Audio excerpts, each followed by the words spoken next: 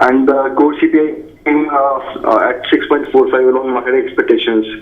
Now for Q1, the average CPI headline reading is 4.8%, and for Q2, Q3, Q4 it should be coming around 4.5, 3.8, and then again 4.5%. So for July, we are expecting the next headline number to be coming at around 4.6 to 4.7%. So that's about the headline trajectory. Regarding the core, which has come at 6.45, it's expected to moderate going forward because of this effect again. And for the full FY19, we expect the core inflation to average around 5.7 to 5.8%. Now, if you even include the MSP impact on headline CPI, net for FY19, the average CPI should be around 5% max, including the impact of MSP implementation. So that's about on inflation front. Going forward, how it is going to impact the RBI decision, I think there is no more data point before the RBI August meeting. So I think I have more data points, and hence August they might want to wait. The final decision to go for a hike would be possibly in October. So October is a very live meeting according to us.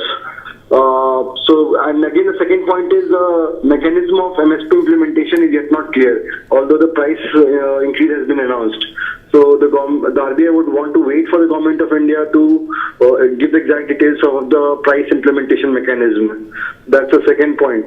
So based on these two reasons, we feel that August might not be a live meeting for RBI to go for a hike. In fact, October would be the most possible chance. GSEC yields, I think after yesterday's data, in fact before yesterday's data itself, the GSECs are rallying by 4 bips. Currently it's sitting on 7.78. So 7.75 is likely to be breached in the short term, and considering that there is 1 trillion to 1.2 trillion INR OMO expected in FY19 to counter the tight liquidity scenario. Now, why is the tight liquidity going to happen? Because starting from September, you would see a huge amount of increase in currency in circulation based upon the 5 state elections as well as festive season. And plus, Government of India is going to raise a significant amount of, let's say, 40,000 to 50,000 crores of CMBs. So all these three factors are going to, alleviate the systematic stress in liquidity. And so the RBI might be forced to go for a series of OMOs starting from September itself. So that should